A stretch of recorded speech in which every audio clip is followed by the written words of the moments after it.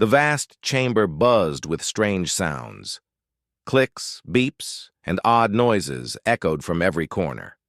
This was the Galactic Council Hall, where alien races from all over the galaxy gathered to discuss critical matters. Today, something urgent was unfolding. Kiwan stood at the center. He was a human from Earth, visibly tense. His hands trembled slightly as he glanced around at the various aliens seated in their designated places. Some had 6 limbs, others bore wings, and some resembled living stone. All eyes were fixed on him. "Honored council members," Kiwan began. His voice was captured by a device that translated his words into signals the aliens could comprehend. "I come seeking aid. The Vorak Empire approaches to strike my world. We require protection under the ancient laws." A large insectoid being clicked in response. This was the Cherry delegate. "Humans remain young and simple," the alien said through its translator. "Why should the mighty Vorak Empire bother with your small planet?" Kiwan inhaled deeply. He had anticipated this skepticism, but it still stung. They saw humans as weak, an easy conquest. They were dangerously mistaken. A crystalline alien raised an arm. This was Elder Vorak of the Selenide. "Young human, your kind has only ventured into space for a few centuries. The Vorak Empire commands vast fleets. 17 star systems have fallen to them recently. How can your world hope to resist?" Kiwan's expression hardened. "That is why I am here, to warn you. Earth is not as it seems. We have prepared for this moment ever since discovering others among the stars. Every city, every farm, every home has been built for one purpose, to make any invader regret their choice." The room erupted in chatter. The aliens strange. Voices grew louder, some laughing, others growling in disbelief. None believed Kiwan's warning, yet one figure remained silent. Morpheus, one of the galaxy's oldest entities, appeared as a tall, slender shadow with faintly glowing eyes. The ancient being simply sat, watching Kiwan closely. "You must understand," Kiwan continued, raising his voice above the din. "My people have studied every war, every battle, every invasion in galactic history. We learned from all of them. We know what works and what does not, and we have spent the last 100 years preparing." The Cherry delegate clicked again. "Preparing? What could a young species like yours possibly prepare that could stop the Empire?" Kiwan smiled, but it was not a joyful smile. "We prepared everything. Every single thing you can imagine, and many things you cannot. The Vorak Empire believes they will conquer a peaceful world of farmers and workers. They have no idea what awaits them." "That's foolish talk," shouted another alien, resembling a massive slug with tentacles. "The Empire's ships can destroy entire planets. Their weapons burn continents. What could humans have to stop them?" "That," Kiwan said softly, "is exactly what they will learn." The noise in the chamber lessened. Some aliens leaned forward, listening more intently. Something in Kiwan's voice unsettled them. Elder Vorak spoke once more. "Human Kiwan, you sound as if you wish the Empire would attack. This makes no sense. Why would you want war?" "We do not want war," Kiwan replied firmly. "We hate war. That is why we prepared so thoroughly. We want this to be the last war ever fought on Earth. The lesson must be so clear and complete that no one will ever make this mistake again." A floating jellyfish-like alien with many eyes asked, "What lesson do you mean, human?" Kiwan met the jellyfish's gaze. "A lesson told as a warning for the next 1,000 years. A lesson that will make other empires think very carefully before attacking anyone." Morpheus finally spoke. His ancient voice was like whispers carried on the wind. "Young human, your words carry the scent of something old, something dangerous. I have lived many thousands of years, watching species rise and fall. There is something about your people that reminds me of legends long past. What legends? Kiwan asked. Legends of a species who seemed weak, but were truly the most dangerous in the galaxy. A people who transformed their entire world into a weapon. But those are just stories. Surely they cannot be true, Kiwan said slowly. Maybe those stories are warnings, Morpheus said quietly. The chamber grew silent. All eyes were on Kiwan. Many felt fear, though they could not explain why. The Vorak Empire will ignore warnings, Elder Vorak said. They believe themselves unstoppable. I know, Kiwan said. That is why I came first, to warn you all, to ask you to avoid our system for a few months. Things will happen there you do not want to witness. The Cherry representative clicked angrily. You sound as if you have chosen to fight. Why not surrender? Save your people's lives. Kiwan's eyes turned icy cold. Because surrender means they simply move on to attack others. The Vorak Empire grows by preying on the weak. It's time someone showed them this won't always work. But your people will die, the slug alien shouted. Some will, Kiwan admitted. War kills, but the choice isn't war or peace. It's fight now when we are ready or fight later, unprepared. We choose to fight now. Morpheus drifted closer. I believe your truth, human. But even if you are ready, the Empire wields weapons unknown to you. Ships larger than your cities. Soldiers without fear or pain. Kiwan looked up. And we have something they don't. Humans who have spent their lives preparing for this fight. Every man, woman, and child knows what's coming. They are ready. The council meeting ended. The aliens voted not to aid Earth. They thought humans were reckless, the Empire too strong. As the delegates left, Morpheus approached Kiwan once more. Human, he whispered, I will not stop what is coming, but I will watch. If your people survive and do as you say, the galaxy will remember this day as the turning point. Kiwan nodded. Good, because that's exactly what we want. The galaxy must remember. They must know what happens when Earth is attacked. Exiting the chamber, Kiwan sent a brief message to Earth. They would not listen. Begin final preparations. The Empire comes, and we are ready.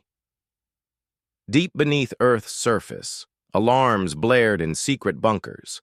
After a century of preparation, the time had come. In the blackness of space, a massive warship sailed like a metal mountain. This was the World Breaker, flagship of the Vorthak Empire's fleet. Behind it, 200 warships advanced toward a small blue-green world called Earth. On the bridge, Admiral Dexar stood tall, covered in dark scales. His yellow eyes scanned the approaching planet's data. Everything pleased him. Admiral, Officer Kelvar said, approaching with a datapad clenched in clawed hands. Scan complete. As our spies reported, human space defenses are nearly non-existent. Dexar's mouth opened in a display of sharp teeth, his version of a smile.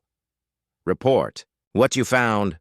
A few small stations orbit the planet. Some patrol ships, old and weak. Their largest, the military ship, appeared to use simple fusion engines.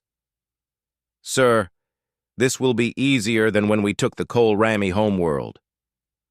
Dexar studied the massive screen showing Earth drawing closer. The planet looked so calm. Green and brown lands, scattered over vast blue oceans. White clouds drifted slowly across the surface. Cities shimmered like tiny jewels in the sunlight. What about the surface? Dexar asked. About 8 billion humans live there, spread over 7 continents. Major cities have no walls.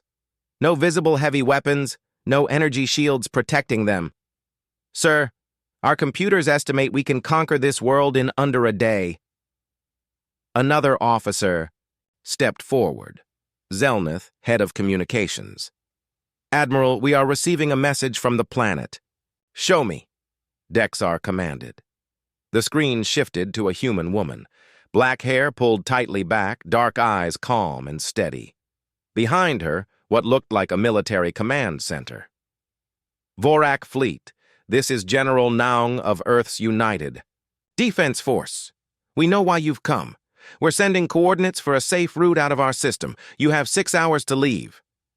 Dexar laughed, a deep, terrifying roar like a beast unleashed. Other officers joined in, creating a chorus of mocking sounds.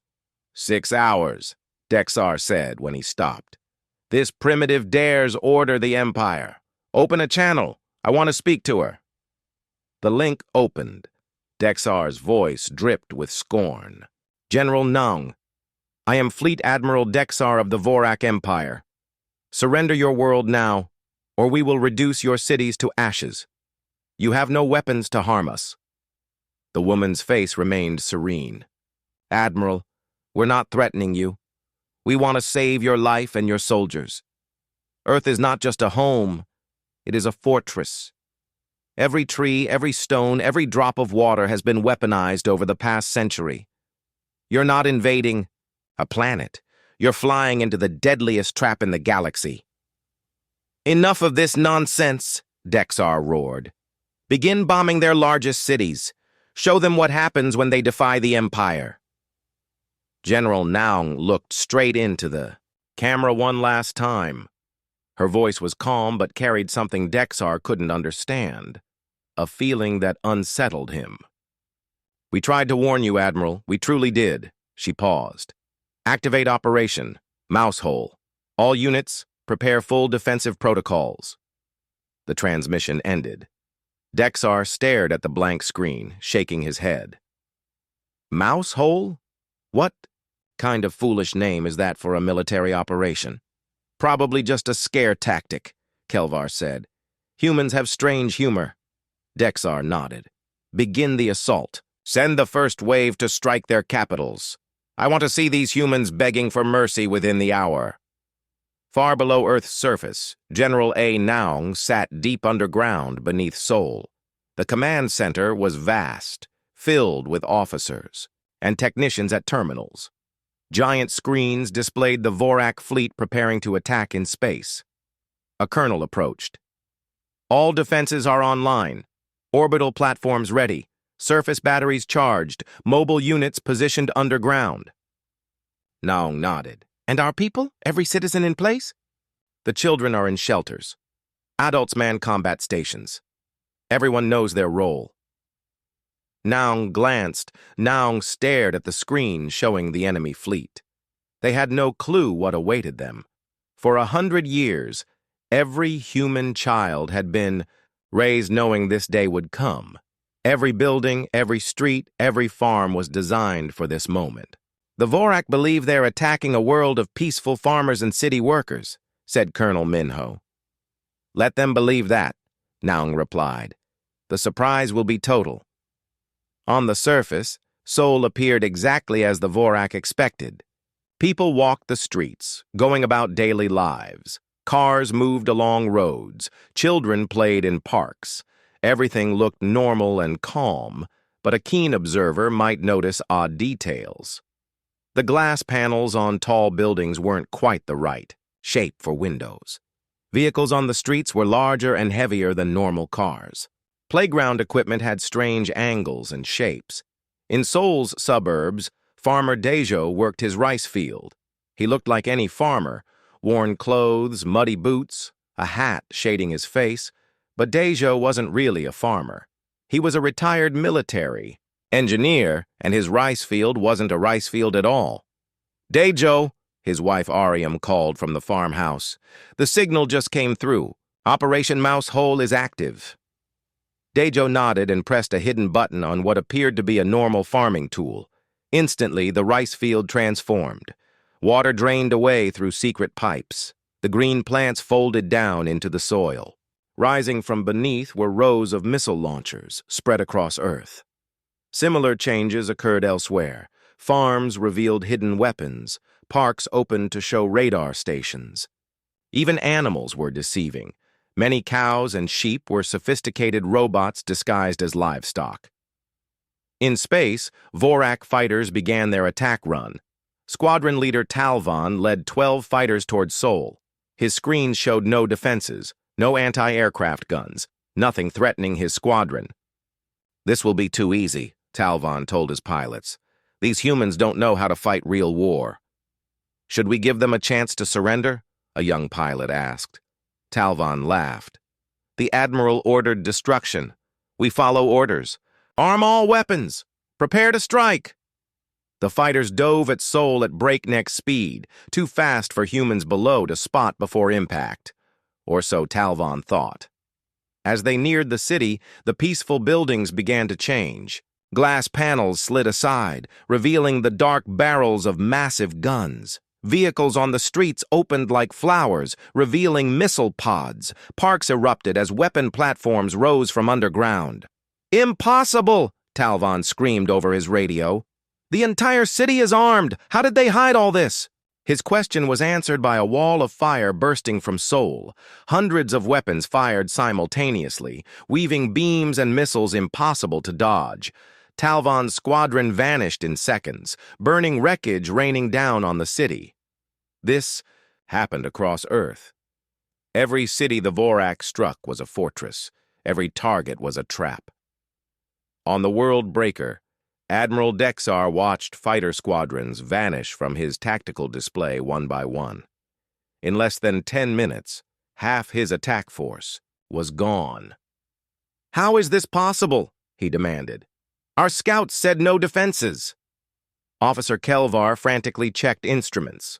"Sir, deep scans show massive underground complexes beneath every major city. It looks like the planet is hollow." "Hollow? What do you mean?" "Tunnels and chambers link the cities. Some underground areas exceed the size of our largest space stations." "Sir, this entire planet is one giant military base." Dexar felt a cold dread in his gut. "But that would take centuries to build and require the whole civilization's involvement." "Yes, sir," Kelvar said quietly. On Earth's surface, General Naung watched the tactical displays with satisfaction. The first wave of attackers was completely destroyed, and the Vorak fleet was now hesitated, struggling to understand what had just happened. "Phase 1 complete," reported Colonel Minho. "Surface defenses performed at 97% effectiveness. Underground rail systems are relocating mobile artillery. Submarine missile platforms are surfacing across all major oceans." 3 hours had passed since the first Vorak fighters were destroyed over Sol. Admiral Dexar stood on his bridge, eyes locked on the tactical display showing his fleet's status. Half of his attack craft were lost, and he still had no clue how the humans concealed so many weapons. "Admiral," Officer Kelvar approached, holding new data. "Deep scans of the planet's surface are complete. The results are disturbing." "Show me," Dexar commanded. The main screen shifted to a 3D model of Earth, but this was no peaceful world. Layers upon layers of tunnels, chambers, and passageways stretched beneath the surface. It resembled a colossal underground city enveloping the entire planet. "By the void," whispered Communications Officer Zelnith. "The whole planet is hollow. How long would something like this take to build?" "Our computers estimate at least 100 years, Kelvar answered, "and it would require the entire human population's involvement. Every man, woman, and child would have to know." Dexar felt his confidence waver. "That means their entire civilization has prepared for war for a century." "It gets worse, sir," Kelvar continued. "These aren't just tunnels. Our scans detect massive weapons factories, supply depots, command centers, and underground cities housing millions." "They've planned this," Dexar murmured. "They've been preparing for this scenario for generations." On Earth's surface, the transformation grew more striking by the hour. What once looked like a peaceful world was revealing itself as something else entirely. In farmlands outside Tokyo, Engineer Sun Hun oversaw the deployment of mobile artillery units. These weapons had been buried underground for decades, waiting for this moment. Now they rose from beneath wheat and cornfields, ready to defend against orbital strikes. "All units report ready," said Technician Ewan. "Camouflage protocols worked perfectly. The enemy never suspected these weapons." Sun Hun nodded, watching a massive railgun emerge from what seemed a simple barn. "My grandfather helped design these systems," he said. "His grandfather dug these tunnels. Each generation added to our defenses. Must have been hard, living knowing war was coming," Ewan said. "It was," Sun Hun agreed, "but it kept us united. Every human on Earth grew up with one goal, to ensure that when the galaxy's bullies finally came, they would regret it forever." The Vorak fleet tried a new tactic. Instead of fighters, Admiral Dexar ordered his large ships to bombard the planet from orbit. Surely the humans had no weapons powerful enough to reach that far. He was wrong.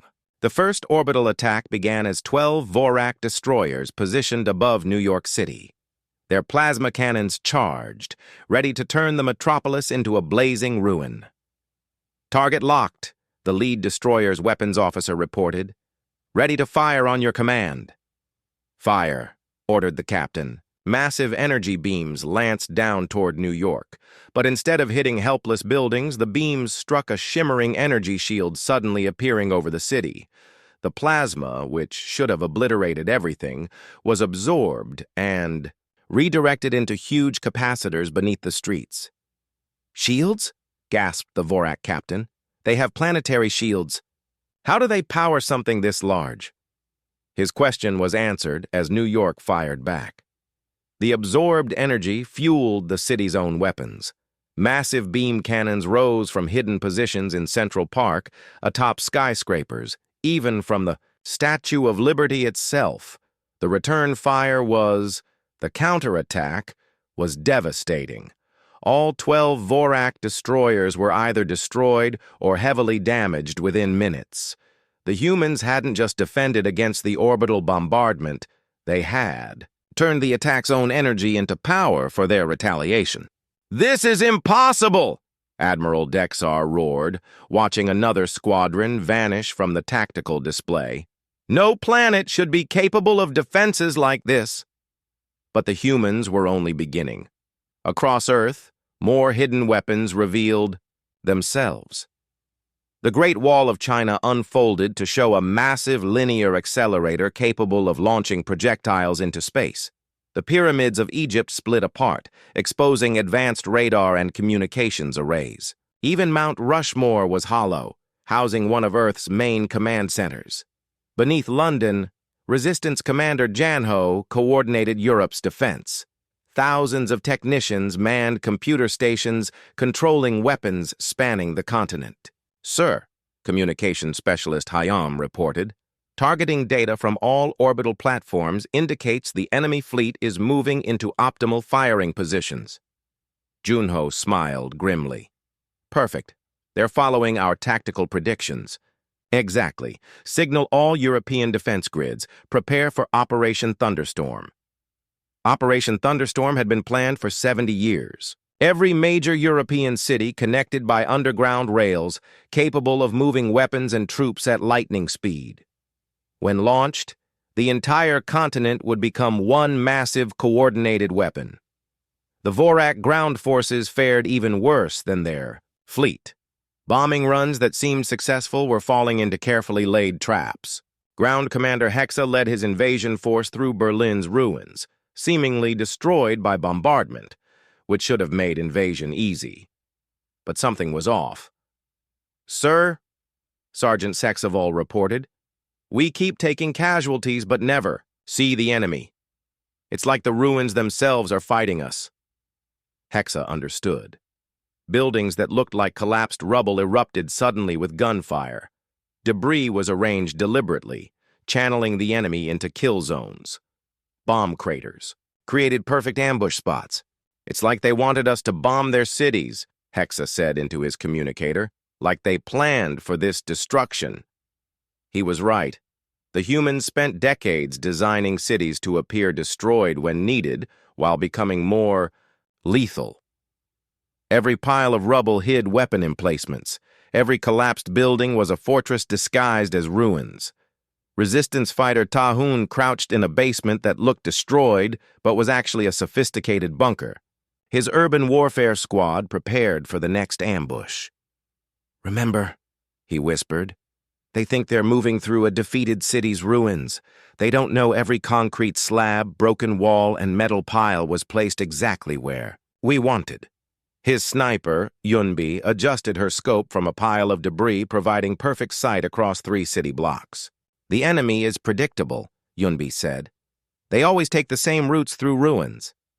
"That's because we studied every invasion in galactic history," Tahun replied. "We know exactly how species move through destroyed areas. We designed our cities to exploit that." The truth dawned on the Vorak forces, both in space and on land. This wasn't a normal invasion. Earth was no ordinary planet.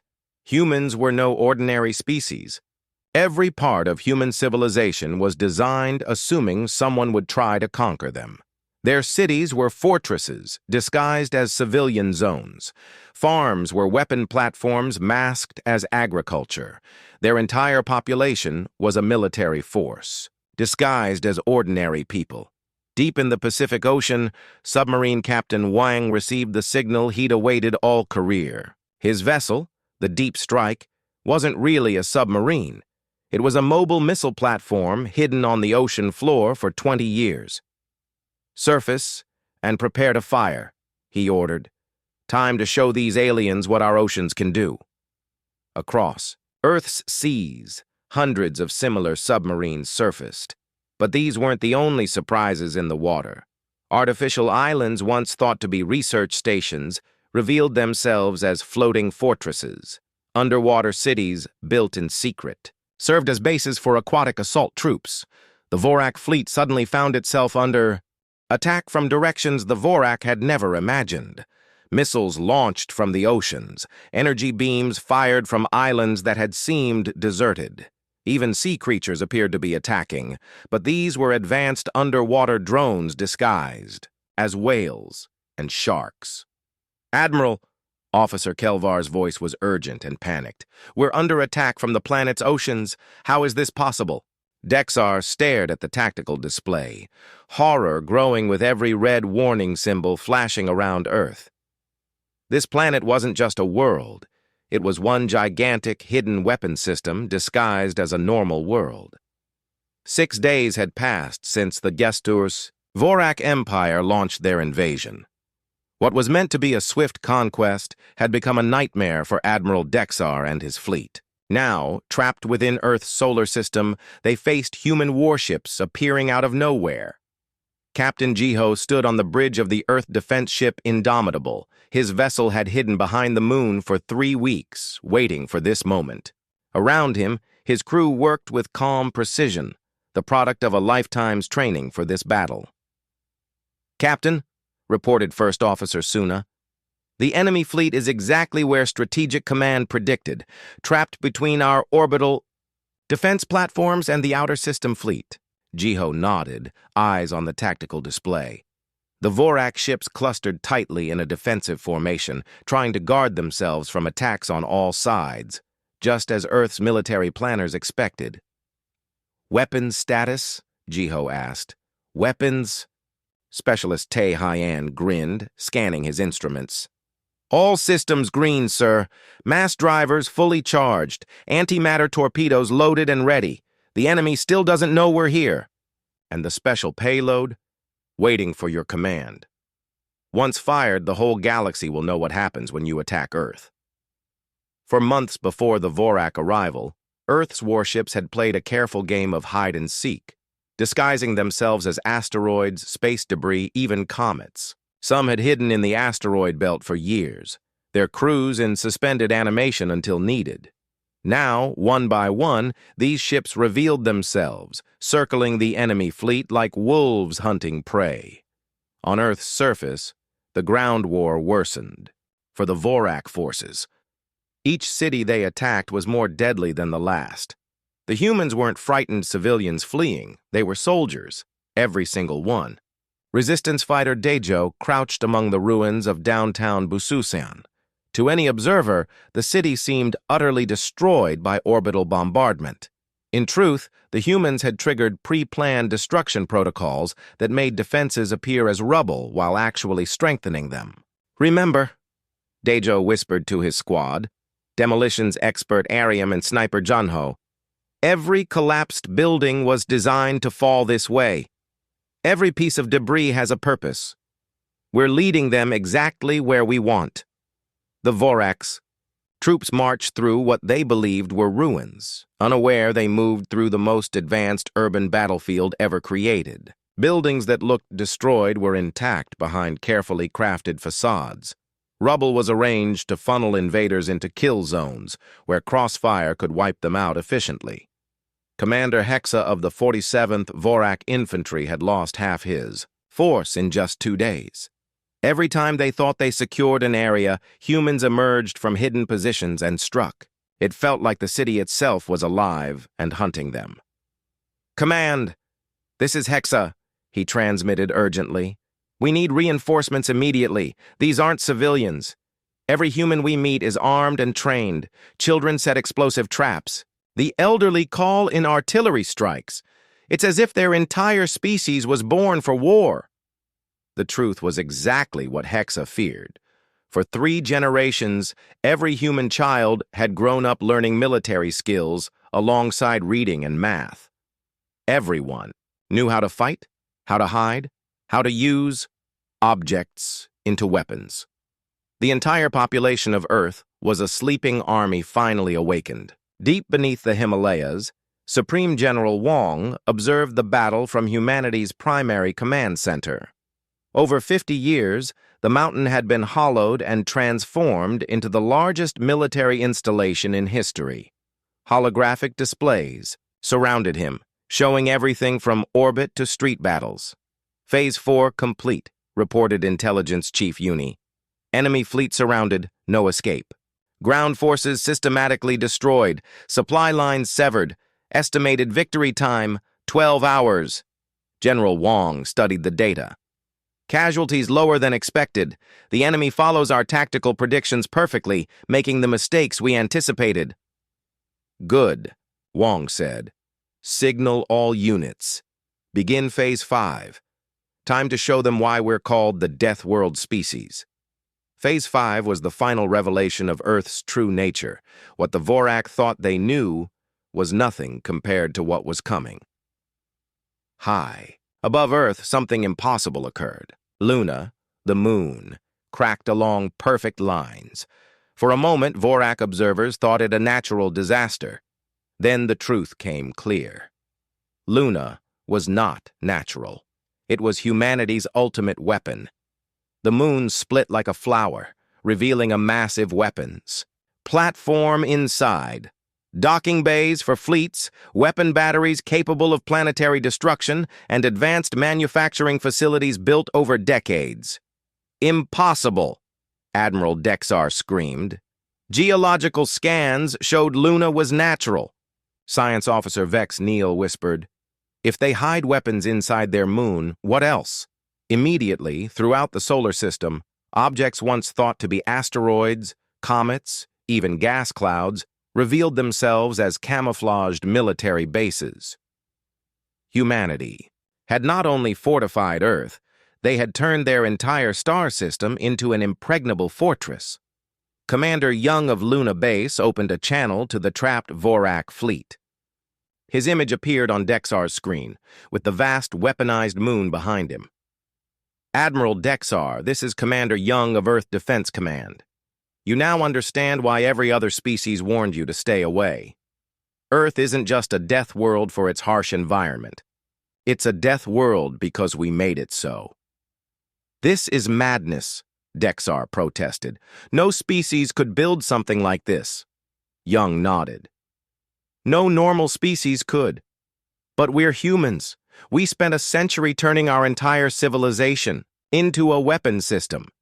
Every person, every building, every resource dedicated to this day.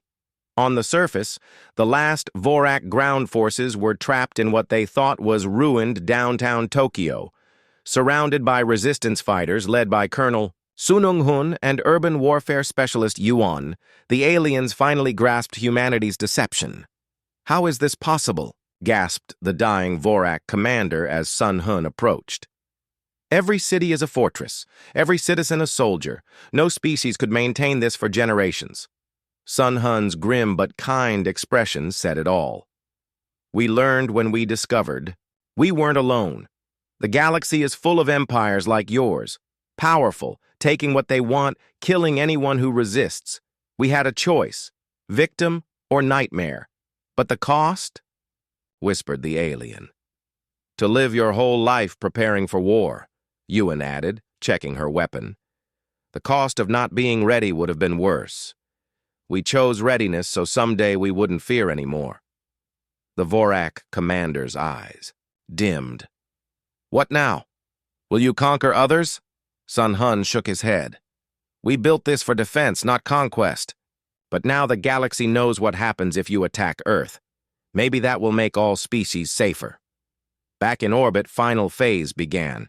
The human fleet completely surrounded the Vorak. Every escape route blocked. Attempts to break through met. Overwhelming fire. But humans didn't want only to destroy. They wanted to send a message to be remembered. Admiral Dexar heard Commander Young's voice from Luna Base. "We are ready to accept your surrender. Your surviving ships may leave with a message for your empire." "What message?" Dexar asked, defeated. "That Earth is not for conquest. Humans aren't prey. We are apex predators waiting for the foolish to test us. Visitors in peace are welcomed. Visitors in violence are destroyed." Dexar looked around his bridge. 3 months later, the last Vorak ships limped away from the solar system. The galaxy struggled to understand. Stories spread from system to system, growing more incredible with each telling. Ambassador Kiwan once again stood in the Galactic Council chamber. But now, everything was different. The same aliens who dismissed his warnings. Months ago, those same aliens now looked at him with a mixture of respect and fear. The chamber was silent as Kiwan prepared to speak. "Honored delegates," Kiwan began, his voice carrying through the vast room. "Earth formally requests recognition as a galactic defense sanctuary under the Ancient Protection Accords. Any species facing extinction-level threats may request our protection." Elder Vorak of the Selenites was first to respond. The crystal being's voice trembled slightly. "Ambassador Kiwan, the Selenite Republic apologizes for dismissing your warnings. We now see that we gravely underestimated your people's capabilities." The insectoid Kiroathi representative, who once called humans primitive, clicked his mandibles in deep respect. "The Terran Republic's request is approved. Unanimously. We have all seen reports from the Vorak survivors." Kiwan nodded graciously. "Thank you. But let me be clear, Earth did not build these defenses to threaten anyone. We built them to end the cycle of conquest that has plagued this galaxy for too long. We want peace, but we are prepared for war." In the weeks following the battle, Vorak survivors spread their story across the galaxy. Many species initially dismissed the reports as the delusions of defeated soldiers.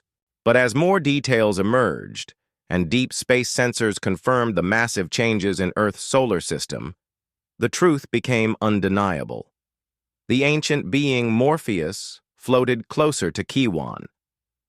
"Human, your species has done what was thought impossible.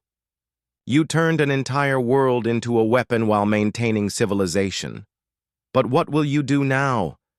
How will you wield this power?" Kiwan's expression grew serious. "We will do what we always have. Live our lives, raise our children, explore the universe, create beauty. But now, any species that tries to take those things from us will learn why that was a mistake." Back on Earth, life slowly returned to normal. The massive weapon systems were hidden again, ready for instant activation. Cities temporarily destroyed were rebuilt exactly as before, with all defenses intact. In Seoul, General Naung walked streets, showing no sign of recent battles. Children played in parks where missile launchers had emerged months ago. Adults worked in buildings that were fortress walls. Everything appeared peaceful and ordinary. But now, everyone in the galaxy knew the truth. This was no ordinary world. This was humanity's fortress disguised as peace. "General," said Colonel Minho as he joined her, "requests for protection have come from 17 species. 3 more want formal trade agreements. The Galactic Council asks if we will mediate territorial disputes." Naung smiled. "Good." The message was received loud and clear. "We're not conquerors, but we're not victims either. The galaxy must find a new way to solve its problems." Galactic politics transformed faster than expected. Species once enemies now talked instead of fought, afraid to attract Earth's attention. The Vorak Empire was changing too. Survivors returned with stories shattering the Empire's belief in its invincibility. Emperor Kaldar formally apologized to Earth and promised never to attack a world without provocation. Most significant were the younger species, just beginning to explore space and discover they were not alone. Instead of being conquered or enslaved, they now had a choice. They could ask Earth for protection. The first to do so were the Novari, a peaceful aquatic race threatened by the aggressive K Empire. Ambassador Kiwan personally traveled to their system to deliver Earth's response. "The Kathiate Empire will leave your world alone." Kiwan told the grateful Novari leaders, "Not because we threatened them, but because they understand what happened to the last empire that tried to bully peaceful species." "How can we ever repay this debt?" asked the Novari Prime Minister. "By building something beautiful," Kiwan replied. "By creating art, music, literature, science. By showing the galaxy that civilization is worth protecting. That's all we've ever wanted. For everyone to have the chance to grow and flourish without fear." On Earth, in the deep command centers that had coordinated the planet's defense, teams of analysts studied the implications of humanity's new role in galactic affairs. They had succeeded beyond their wildest dreams, but success brought new responsibilities. "We're receiving diplomatic requests from over 40 different species," reported Intelligence Chief Uni to Supreme General Wang. "Some want protection, others want trade agreements, and a few are asking for help with technological problems." Wang studied the reports carefully. "We need to be very careful about how we handle this. We don't want to become the new galactic empire, even by accident." "Agreed," Uni said. "But we can't ignore species that genuinely need help." The whole point was to make the galaxy safer for everyone. The solution they developed was elegant in its simplicity. Earth would provide protection and assistance only to species that met strict criteria. They had to be genuinely peaceful. They had to face threats they couldn't handle alone.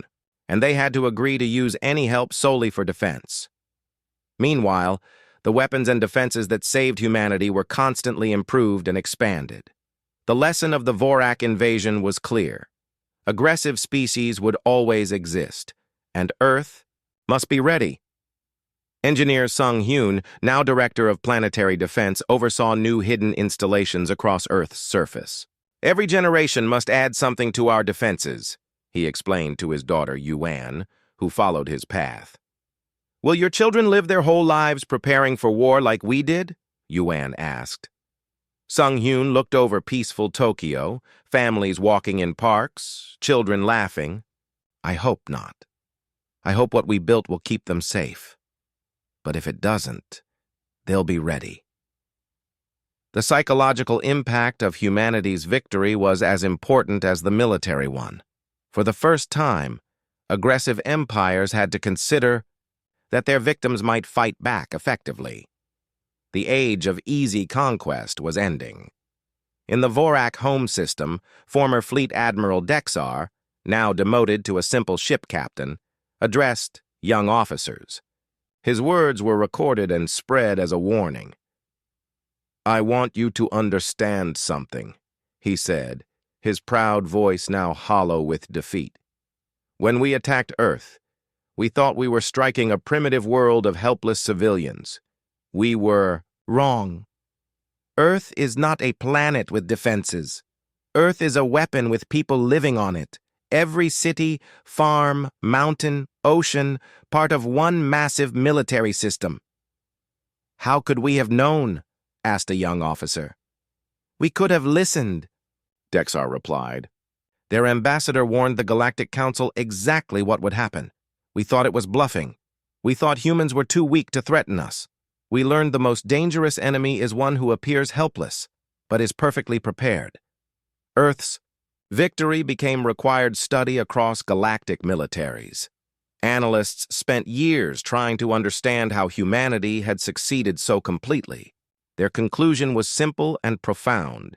Humans made their entire civilization into one coordinated defense system. But the most important lesson was this. Earth had not used its overwhelming victory to conquer or enslave. Instead, they chose to protect the weak. This unexpected mercy earned them something more valuable than fear. It earned respect. A year after the battle, Ambassador Kiwan received a personal message from Morpheus, the ancient being who had taken humanity's warnings seriously. Young, human, the message said, your species has done something I thought impossible. You have changed the fundamental nature of galactic politics, not through conquest, but through the threat of defense.